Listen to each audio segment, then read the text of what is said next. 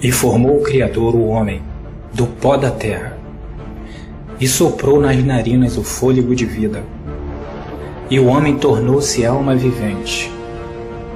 Então plantou o Criador um jardim, na banda do Oriente, no Éden, e pôs ali o homem que tinha formado. E o Criador fez brotar de toda a qualidade de árvores, agradáveis à vistas e boa para ser comida, bem como a árvore da vida no meio do jardim, e também a árvore do conhecimento do bem e do mal. E o Criador ordenou ao homem, dizendo: de toda a árvore do jardim você pode comer livremente, mas da árvore do conhecimento do bem e do mal, dessa não comerás, porque no dia em que dela comer, certamente tu morrerás. Ora, a serpente era o mais astuto de todos os animais do campo que o Criador tinha feito. E esta disse à mulher: é assim que o Criador disse: não comereis da árvore do jardim? Respondeu a mulher: sim, do fruto da árvore do jardim nós podemos comer, mas do fruto da árvore que está no meio do jardim, disse o Criador, não comereis dela, nem nela tocará, para que não morra. Então disse a serpente à mulher: certamente tu não morrerás, porque o Criador sabe que no dia em que comer desse fruto, os vossos olhos se abrirão, e sereis como ele, conhecedor do bem e do mal. Então, vendo a mulher que aquela árvore era boa para se comer, e agradável aos olhos, e a árvore desejável para dar entendimento, tomou do seu fruto e comeu, e deu também ao seu marido, e ele também a comeu. Aqui fica a pergunta: qual foi o fruto que ambos comeram para serem expulsos do paraíso, da presença do seu Criador? Pense bem, reflita, pois tudo é dito em parábolas, para que se ouvindo não ouça, e para que se vendo não veja. Você acha que foi uma maçã? Ou uma outra fruta qualquer? Repare nessa parábola que ali houve duas vozes, uma do Criador e a outra voz era do adversário dele. A ordem, o mandamento do Criador foi não comer. Se comer daquela árvore, certamente morrerá. Mas o adversário do Criador fala justamente ao contrário dele. Logo por ser adversário, ele falará: certamente não morrerás. Aonde o Criador disse: certamente morrerá. Então eu faço uma pergunta: quem recebeu crédito no que falou? O Criador ou a serpente, o seu adversário? Adão e Eva, eles ouviram a quem? Pois é, aqui está a resposta da parábola. O comer é o ouvir, e o fruto é crer e ter fé naquele que falou e ouviu. Tanto faz. Se você teve fé no Criador, você vai ouvir e obedecer. Mas se você não tiver fé e não acatar as palavras do Criador, você vai ouvir o adversário dele. Eles foram expulsos por não crerem nas palavras do Criador, mas creram nas palavras da criatura do Criador, pois a serpente é uma das suas criaturas. Sabendo-se isso, fica muito mais fácil de se entender o que é a árvore da vida e a árvore do conhecimento do bem e do mal. A árvore da vida são todos aqueles que falam as palavras do Criador. A árvore do conhecimento do bem e do mal são aqueles que conhecem a palavra do bem e a palavra do mal, mas em vez de falarem a palavra do bem, usam a que a serpente falou, não o Criador. Como distinguir qual é a árvore da vida e a árvore do conhecimento do bem e do mal? É simples. Quando alguém fala a verdade, essa palavra é da árvore da vida, pois a palavra do Pai é a verdade. E nele você encontra o testemunho do Pai ou do seu filho. Mas a da serpente você não encontra no livro da vida, pois é mentira. Exemplos para que você entenda o que a serpente fala e que o Criador fala.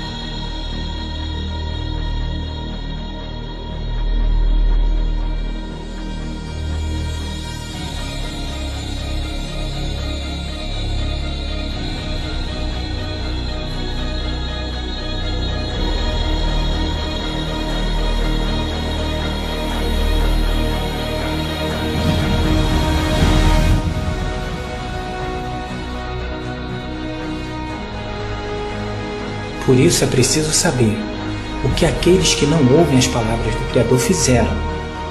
Como assim?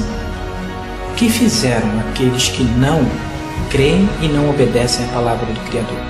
Veja e entenderá. Tudo o que eu te ordeno observará. Nada lhe acrescentará e nem diminuirá. Não acrescentareis a palavra que vos mando, nem diminuireis dela, para que guardeis os mandamentos do teu Criador, que eu vos mando. Eu testifico a todos aqueles que ouvem a palavra da profecia deste livro. Se alguém lhe acrescentar alguma coisa, o Criador lhe acrescentará as pragas que estão escritas nesse livro. Se alguém tirar qualquer coisa dessas palavras do livro, dessa profecia, o Criador também tirará sua parte da árvore da vida e da cidade santa que estão descritas neste livro.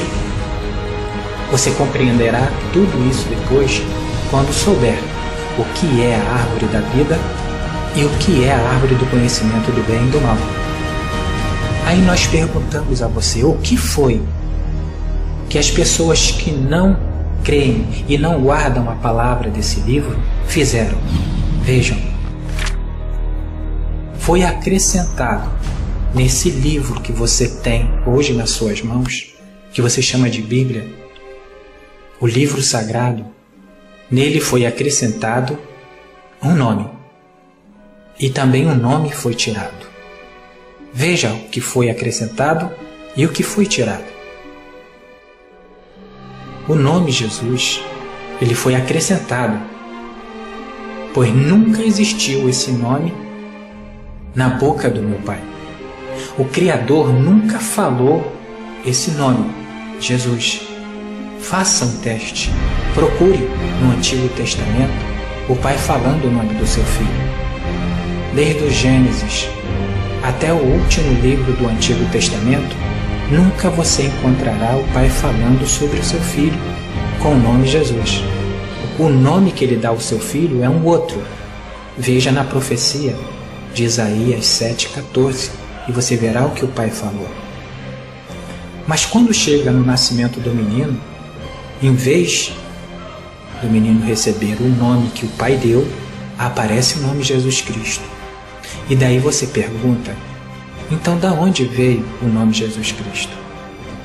O nome Jesus Cristo, ele já vem de outros 7 nomes, um procedendo do outro, e tudo nomes dados pelo homem, e não pelo seu Pai.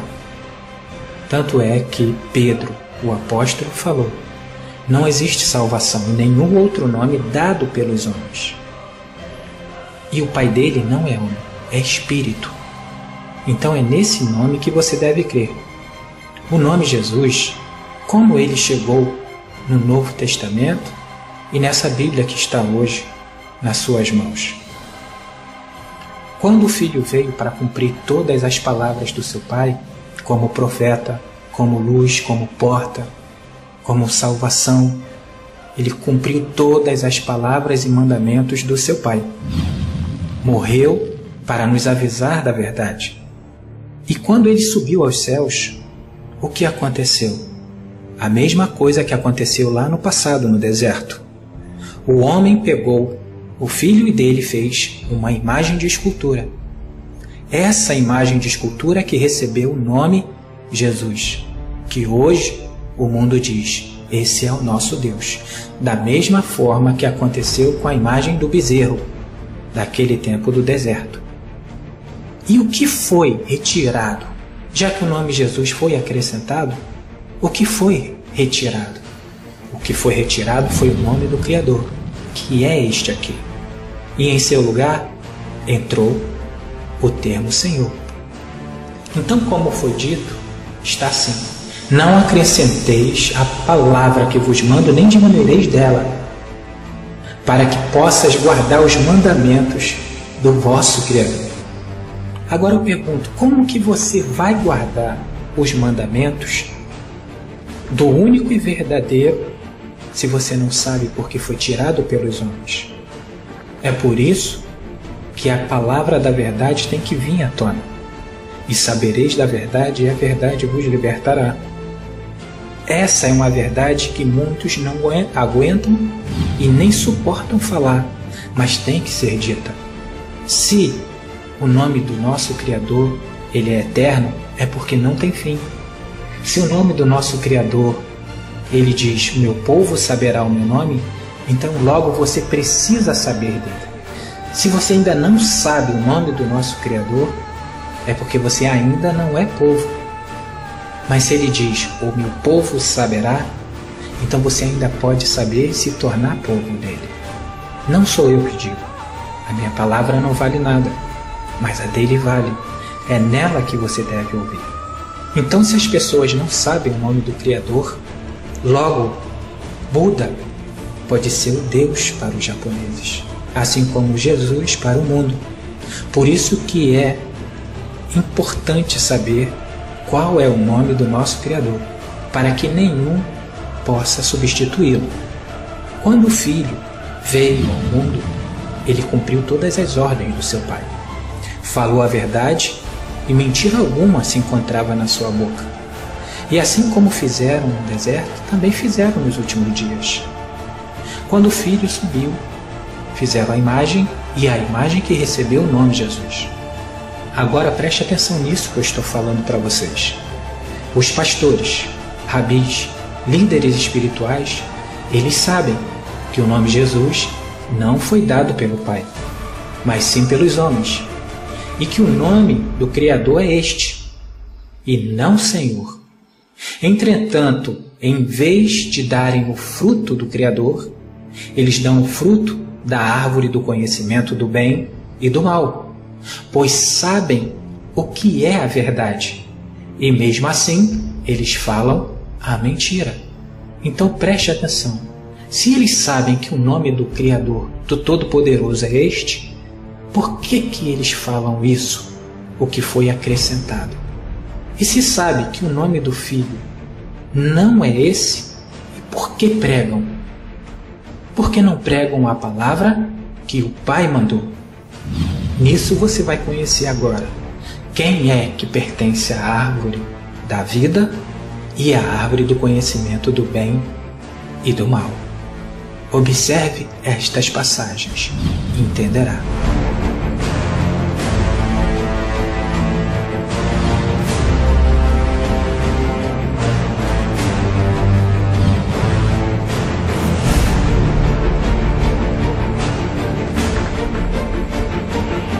Sabendo-se que a árvore da vida está plantada pelo Pai e fala o que é dele, logo você descobrirá quem é que está com a serpente, porque também faz parte dos seus ramos, faz parte da sua árvore. E quem come da mentira também vai dar o fruto da mentira. Mas quem come do fruto da verdade, é preciso que ele fale a verdade.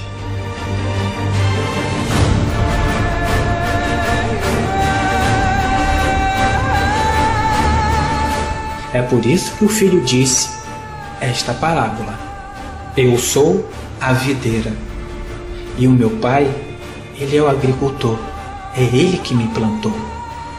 E toda vara que dá fruto, ele limpa, para que dê mais fruto ainda. Vós já estáis limpos pela palavra que eu vos tenho falado. Por quê? Porque a palavra dele não é dele, não pertence a ele, mas pertence ao Pai dele. Logo, ele é a árvore da vida, porque fala o que é do Pai. Então todo aquele que ouviu do Pai e do Filho também se tornará parte da árvore da vida. Quem comer desse que fala a verdade, também falará a verdade. Quem não comer, comerá o que é do inimigo, comerá aquilo que é do contrário que o meu Pai falou. Por isso o Filho ainda continua: permanecei em mim, e eu permanecerei em vós.